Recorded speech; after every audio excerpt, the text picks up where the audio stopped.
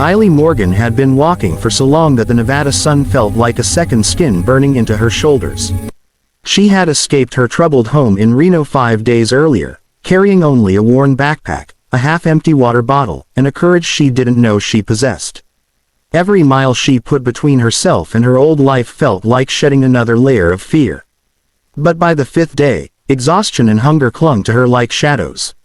She followed the long stretch of desert highway, hoping for a sign, any sign, that she wasn't alone.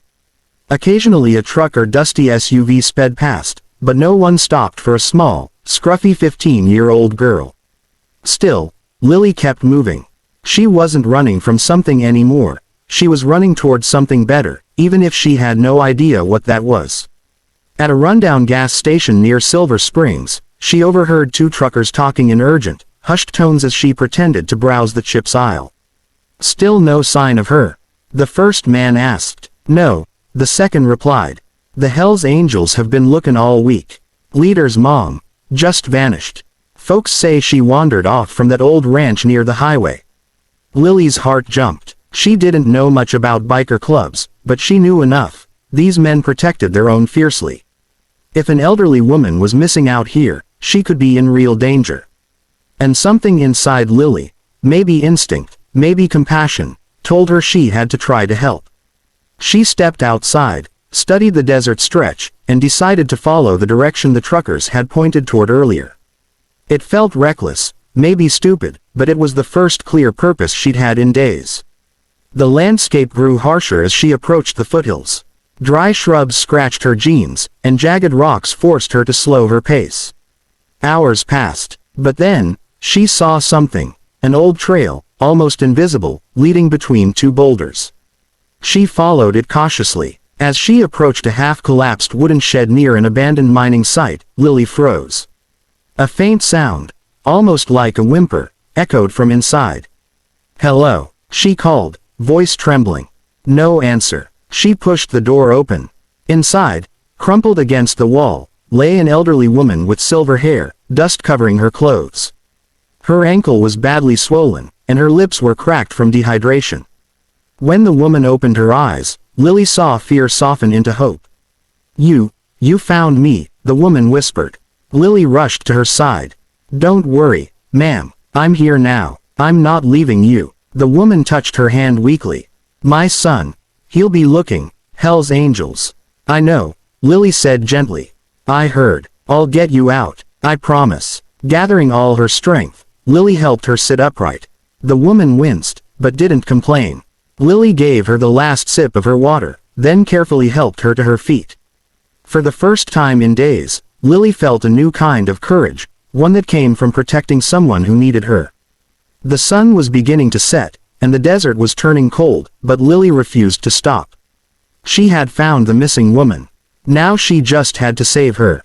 The desert wind grew colder as Lily supported the elderly woman, Evelyn, step by step toward the distant highway. The sky had shifted into bands of orange and purple, signaling that nightfall was close. Lily tightened her grip, trying not to show how exhausted she was. Evelyn leaned heavily on her, wincing with every movement. "You're doing so well," Lily murmured, though she wasn't sure if she was comforting Evelyn or herself. They'd been walking for almost an hour when Evelyn suddenly stopped, breathing hard. I don't think I can go any farther," she whispered. Lily scanned the horizon desperately. Miles of empty land, no buildings, no headlights, nothing. Just the slow hum of the wind and the sinking sun. "It's okay," Lily said softly, lowering her to a small patch of smooth rock. "Just rest for a minute. I'll figure something out." Her mind raced. No phone. No one knew where she was, not even the bikers searching for Evelyn. But then she remembered something. When she was running earlier that morning, she'd slipped on gravel near a sharp turn on the highway. She had left clear skid marks, deep enough to notice, especially for bikers who paid attention to every detail on the road. If they followed that trail, Lily stood and scanned the desert again. Then she heard it, a faint rumble. Her heart leapt. She squinted toward the horizon. At first, she thought her imagination was playing tricks on her. But slowly, the sound grew louder, engines, many of them, cutting through the silence. Evelyn, she whispered urgently. They're coming. Moments later, a line of motorcycles appeared, kicking up dust behind them as they roared across the open land. They were heading straight toward her. The lead rider, a tall man with a shaved head and a heavy leather jacket marked with blazing red wings, stopped only a few feet from them. Hawk, Evelyn breathed. The man, Hawk, the Hells Angels leader, ripped off his helmet. His face transformed from fear to pure relief the moment he saw his mother. "Mom!" he shouted, rushing forward. He dropped to his knees and wrapped his arms around her trembling frame. Evelyn clung to him, tears streaking the dust on her cheeks. The other bikers formed a tight protective circle around them, engines still rumbling. Hawk looked up at Lily, eyes filled with a mixture of gratitude and disbelief. "You found her," he said, voice thick. "How?" Lily shrugged weakly. "I just followed the trail. And I couldn't leave her there." Hawk rose, towering over her, yet his expression softened. "You saved my mother's life," he said. "You're family now, and family doesn't walk alone." Before Lily could speak, one of the bikers handed her a bottle of water and a jacket. Another lifted Evelyn gently, carrying her toward a support van parked behind the motorcycles. "Come on," Hawk said, placing a steady hand on Lily's shoulder. "You're safe with us." They led her to the van, offering blankets and food.